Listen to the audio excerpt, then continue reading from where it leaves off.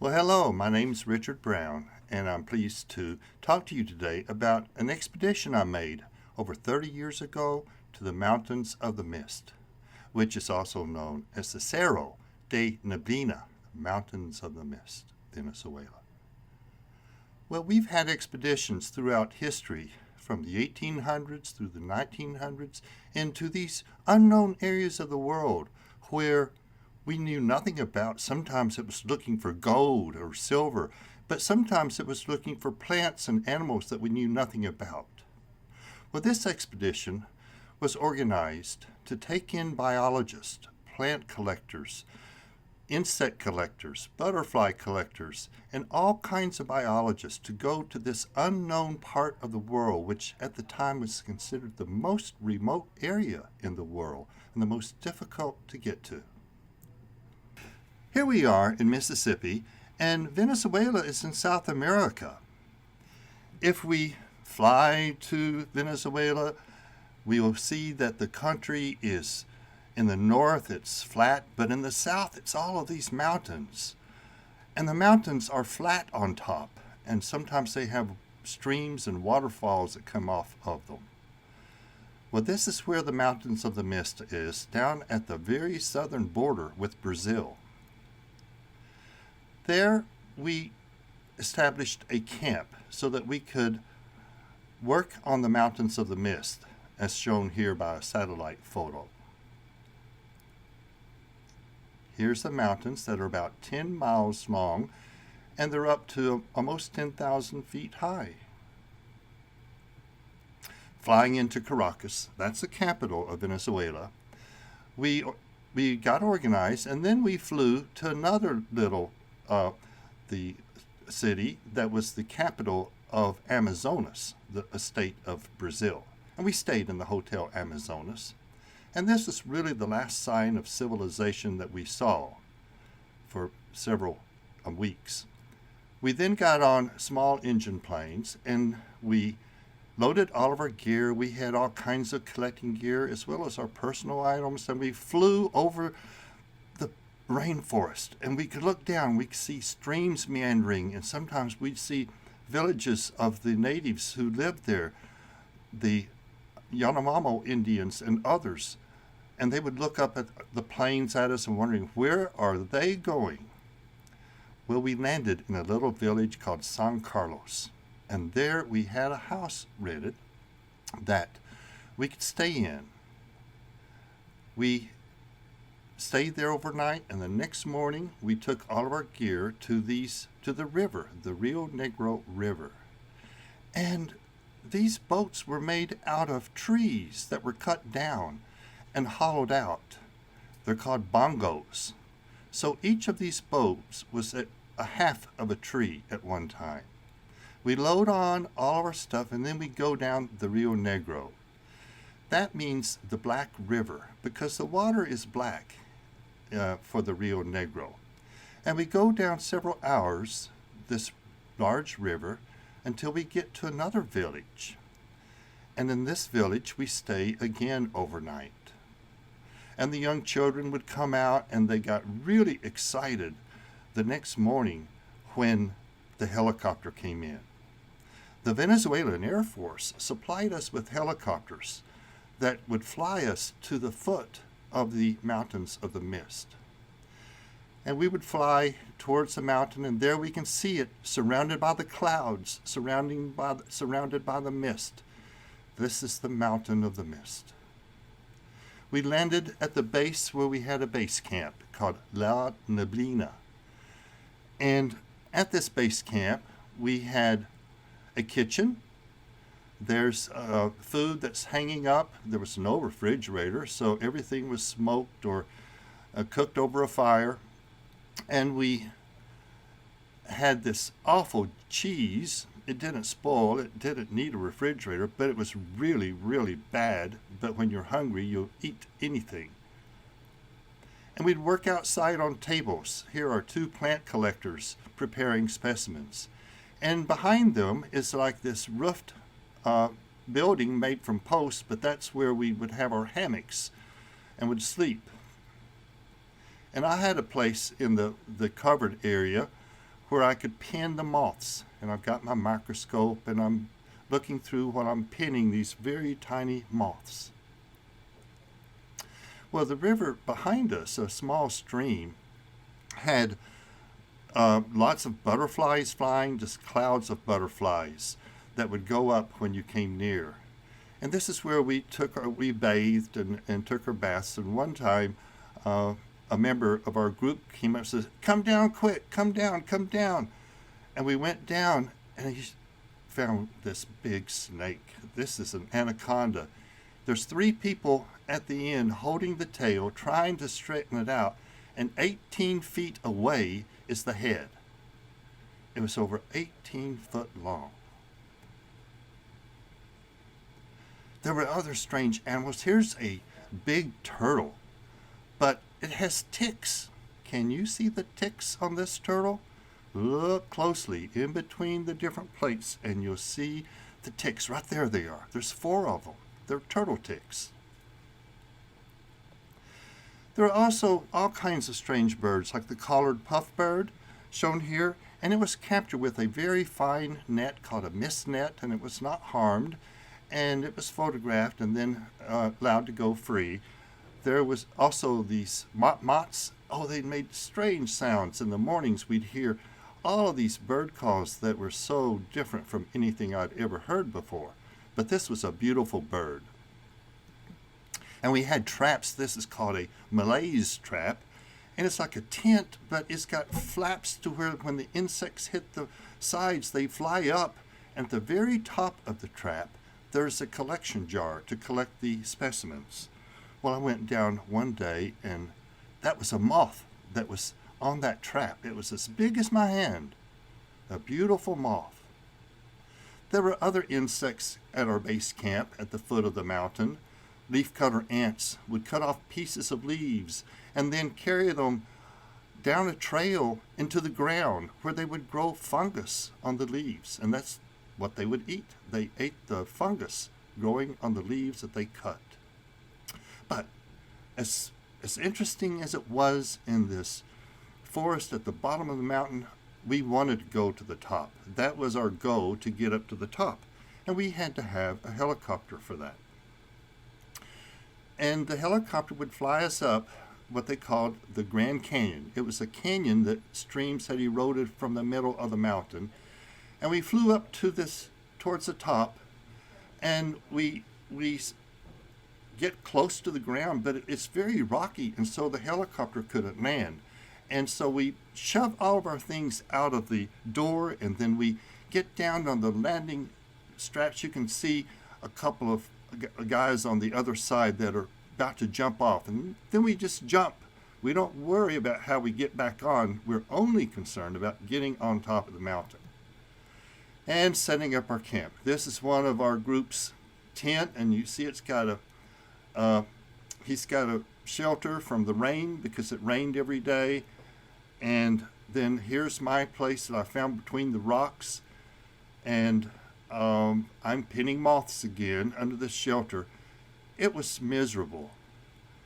We didn't have enough food. I lost like 30 pounds during this trip. I was cold because at night on top of the mountain it would get down into the high 30s, and it was just miserable. But in the morning when you get up and you look out, I'm looking to the south and I can see Brazil off in the distance. There was this forest of these plants we called pitcher plants, and that were unlike any I'd ever seen. In fact, they were first discovered on top of Neblina, and they aren't found anywhere else in the world. Here's one of our ornithologists with a hawk that he caught in the mist net, and he's taking measurements and photographing it and then letting it go. Some of our camp workers would collect feathers and put them in their hat, and they helped us in lots of ways in clearing out areas and making trails. We had to make a trail down to the stream to get our water. And so, no problem. They got their machetes and cut some branches and off, and then they tied them together with vines and made us ladders to where we could walk all the way to the bottom about several hundred feet to get to the water at this little stream. Of course, we could drink right out of the stream because there was nothing to pollute the water on top of this mountain. Well, after collecting there, and we collected lots and lots of new species that were unknown to science, it was time to go. The problem, as I mentioned, is the helicopter couldn't land and we had to jump off. So now we had to clear an area of the rocks and trees so that the helicopter could land for us to load on all of our gear and equipment. And then we waited, because either it might be cloudy or the helicopter had problems, and so we waited 2 days. We couldn't go very far because we didn't know when the helicopter was going to show up. The group after mine got stranded on top of the mountain for over a week.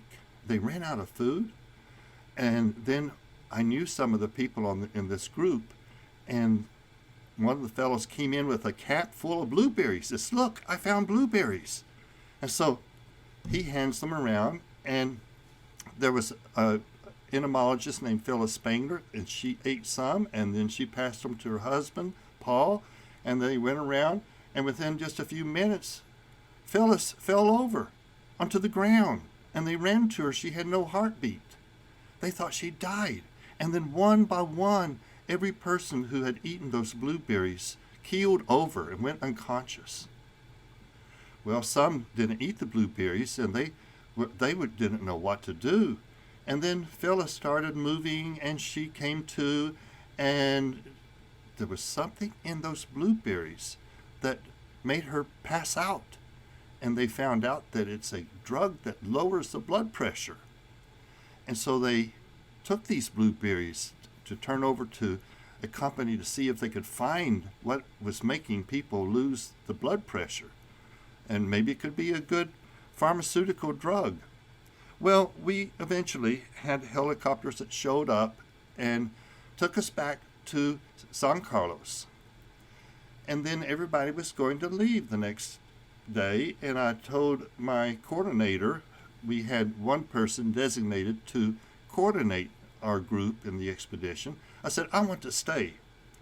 And he said, "Well," he said, "the planes come tomorrow. If you stay, you've got to find your own way back." I said, "Okay, I will." I already had found a way. I didn't tell him. And I had met a man that was had a boat, and he said he could take me up the river, and I could go all the way back. And I said, "How long will it take?" And he said, "A week." I said, "And we can, get fish and eat on the way." He said, "Sure." I said, "Fine." But then if he said a week, it would probably be 2 weeks, and it was a bit risky. And then I heard about this National Guard plane. Because San Carlos was on the border, they had a little post for the National Guard of Venezuela, and every few weeks they would deliver supplies in this strange looking plane. It had this belly in the middle with the forewings were attached to, and then there were these struts, and the hind wings were trailing back behind the airplane. There were only 150 of these planes made by a company in Israel that subsequently has a branch here in the Columbus area. And so I said, "Sure, I'd love to ride on this plane." And they said, "Well, you can hop on." And I did, and with all my gear. And then I realized it was carrying barrels of gasoline. And it smelled like gasoline. And I thought, "Oh no." And I sat in the very back tail end so I could be away from the barrels of gasoline. And then we landed, and this man came around with a big screwdriver that's like a foot long, and he stuck it in a hole and turned it a few times, and the whole tail opened up. And that's where I was sitting, was right back on that part at the very end. And they rolled out some barrels of gasoline, and they fueled up the plane, and then off we went. Now this was in a rainstorm, and it was cloudy, and so it was difficult to see. And as we were flying, we got lost. And there was no sight of land, and the pilot stopped laughing. And I thought, well, they're not laughing, it's really bad. And I said, what's going on? Because I had moved up to sit next to the navigator. I didn't want to sit in that tail section that could be opened with a screwdriver. And I sat next to the navigator. I said, ¿Qué pasa? What's going on? And he explained, and I could speak Spanish, and so he explained, we cannot find the next spot to land. So we're going to go right back to the capital, Puerto Ayacucho. And so, I thought, okay, we land, we refuel the plane, and then we take off. If we don't land and refuel, how long is it going to take to get to Puerto Ayacucho? I asked him. He said, 30 minutes. He didn't seem too concerned, but I could tell he was. Because I looked at the gas gauge, and the needle was on 2 out of 10. So we flew due north. We flew high above the clouds, and I watched that needle drop to 1. And I thought, well, maybe we'll land in some tree tops, and get away. But carrying barrels of gasoline, I knew there was no hope if we didn't make it to the airport. And then I saw the needle start hitting the top of the zero. And it started eating into the zero, and the plane started descending. And it broke free of the clouds, and I could see the airport up ahead. And we landed on the airport, and the engine sputtered. We were out of fuel. We ran off the end of the airport, but we had made it. If it had taken 31 minutes, I wouldn't be here. It was that close. Well, I didn't want to fly on airplanes after that for a long time, but I still had to fly to get back to Caracas and get back to Mississippi. And I came back with lots and lots of specimens of moths, many, many new species, new to science, that I discovered on this expedition to the Mountains of the Mist. And while it was a very difficult trip, it was also very exciting, but I don't think I want to do that one again. Thanks very much for listening. Goodbye now.